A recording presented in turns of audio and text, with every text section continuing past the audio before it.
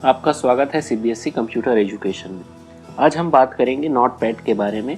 तो कंप्यूटर में एक इनबिल्ड जो है एक सॉफ्टवेयर रहता है जिसका नाम है नोटपैड, जिसको सिंपल टेक्स्ट एडिटर भी बोला जाता है। इसके बारे में हम जानेंगे कैसे हम जो है नोटपैड एप्लीकेशन का यूज़ कर सकते हैं और सिंपली जो है इसका यूज़ करके हम अपने कंप्यूटर में कुछ अगर टाइपिंग करना रहेगा, कुछ एप्लीकेशन आपके पास नहीं है तो आप नोटपैड के थ्रू आसानी से कैसे आप टाइपिंग कर सकते हैं। तो चलिए इसके लिए हम चले जाते हैं यहाँ पे स्टार्ट में। तो मेरा जो है नोटपैड यहाँ पे है। कई लोगों का जो है ऑल प्रोग्राम एसेसरीज में जाकर उनको इस एप्लीकेशन को ओपन करना होगा, तो मैं डायरेक्टली यहीं से नोटपैड को ओपन कर लेता हूँ। जैसे ही नोटपैड ओपन होता है मैं इसको फुल स्क्रीन में कर लेता हूँ। तो नोटपैड ओपन होने के बाद सबसे पहले आपको यहाँ पे कुछ इंटरफेस को आपको समझना पड़ेगा। सबसे पहला आप यहाँ पे देख लेंगे कि ये है मेन्यू बार, ये है मेन्यू बार। देन ऊपर आपको दिख रहा है यहाँ पे ये हो जाएगा, ये है टाइटल बार, ये टाइटल बार है। नेक्स्ट यहाँ पे हम देख लेते हैं, इधर आप देखेंगे तो यहाँ पे आपको मिल जाएगा ये मिनिमाइज एंड देन मैक्सिमाइज और यहाँ पे क्लोज का ऑप्शन मिल जाता है। तो कई सारे इंटरफेस आपको यहाँ पे मिल जाएंगे। देन उसके अलावा ये वाला जो एरिया रहेगा जहाँ पे व्हाइट का पूरा एरिया दिख रहा है, ये आपका कहलाएगा, इसको बोला जाएगा कंटेंट पैनल। तो इस तरीके से ये सारे जो हैं अलग अलग डिफरेंट पार्ट में डिवाइडेड है और हर एक पार्ट का अलग अलग यूज़ है। तो सबसे पहला हम देख लेते हैं यहाँ पे टाइटल बार एक्चुअल में क्या होता है।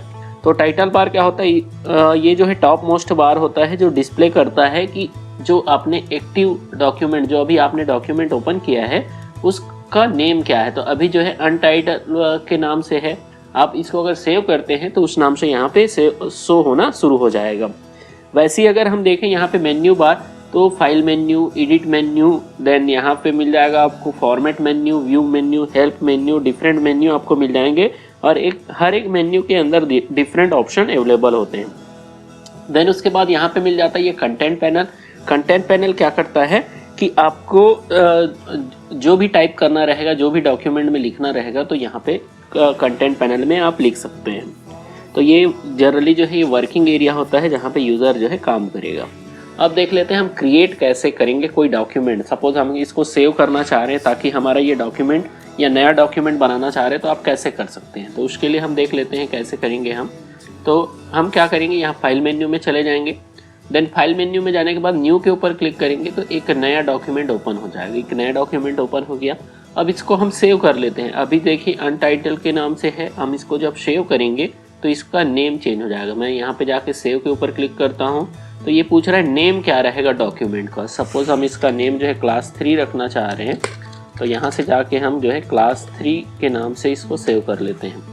देन इसका लोकेशन क्या रहेगा, डेस्कटॉप रहेगा, तो हम इसको डेस्कटॉप में सेव कर देते हैं। देख रहा होगा कि आपके टाइटल बार में ये जो है नेम जो है चेंज हो गया, क्लास 3 के नाम से टाइटल बार में आ गया। तो इस तरीके से आप किसी डॉक्यूमेंट को जब सेव करते हैं तो उसको में क्या हो जाता है, डॉक्यूमेंट जो है उस नाम से सेव हो जाता है। अब देखिए यहाँ पे हम कुछ लिख के देखते हैं कि कुछ टेक्स्ट यहाँ पे टाइप कर लेते हैं। जैसे मैं यहाँ पे टाइप कर ले रहा हूँ, वी आर द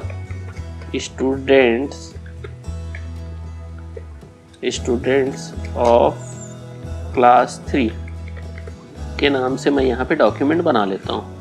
तो इस तरीके से मेरा डॉक्यूमेंट जो है किस नाम से मैंने टेक्स्ट लिख लिया, we are the student of class 3। अब इसको क्या करूँगा, मैं कंट्रोल एच से सेव कर दूंगा क्योंकि इसी के अंदर जो है सेव होना है। तो आप जाके यहाँ से सेव पे क्लिक कर देंगे। अब सपोज मैं इसको क्लोज कर देता हूँ। तो अब इसको हम ओपन कैसे कर सकते हैं, जो डॉक्यूमेंट हमने सेव किया है उसको ओपन कैसे कर सकते हैं। तो फिर से मैं चला जाता हूँ स्टार्ट में, देन यहाँ पे चला जाता हूँ नोटपैड में। जैसे ही नोटपैड में जाता हूँ तो इसको हमने जो पहले से डॉक्यूमेंट बनाए हैं एग्जिस्टिंग डॉक्यूमेंट को कैसे ओपन करेंगे। तो उसके लिए जाना पड़ेगा फाइल मेन्यू में। यहाँ पे जाके हम ओपन के ऊपर क्लिक करते हैं।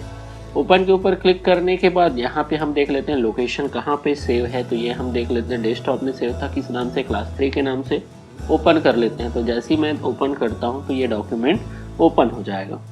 तो इस तरीके से हम डॉक्यूमेंट को क्या कर सकते हैं, आसानी से ओपन किया जा सकता है। फिर उसके बाद देख लेते हैं कि डॉक्यूमेंट को आप प्रिंट कैसे करेंगे। तो यहाँ पे ऑप्शन मिल जाता है प्रिंट का।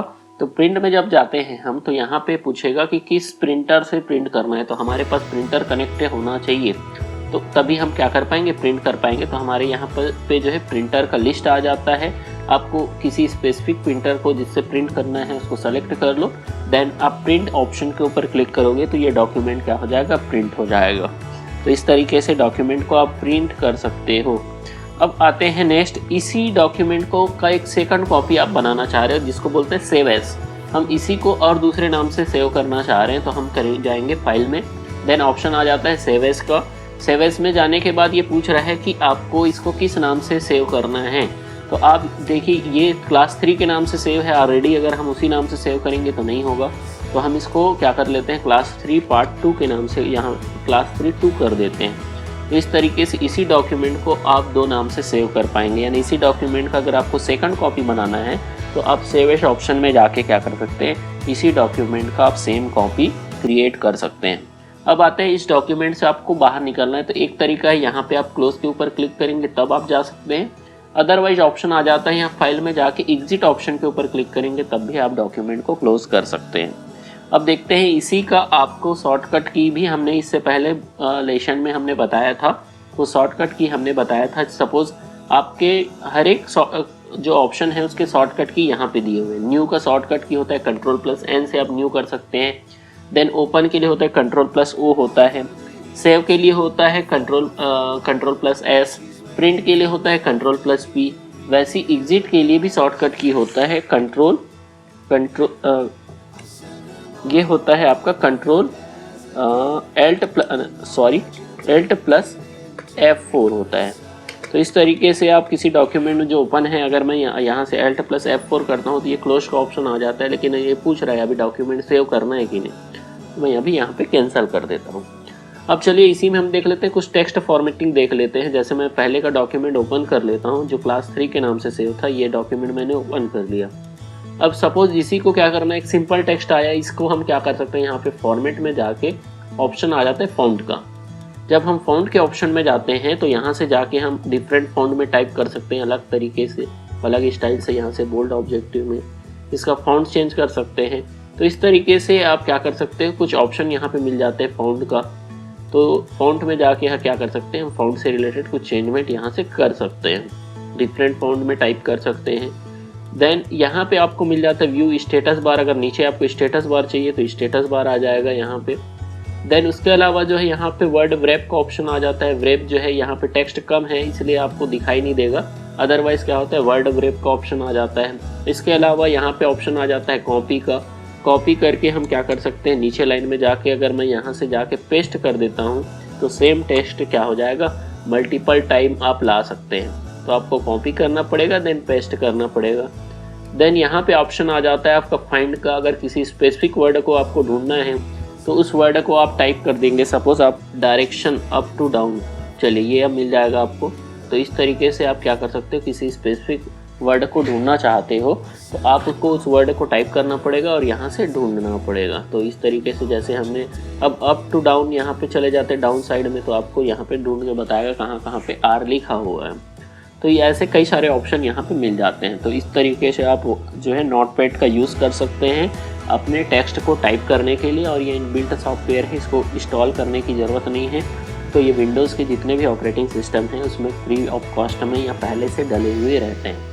तो आज के लिए इतना ही, नेक्स्ट डे मिलते हैं। Okay, thank you, bye.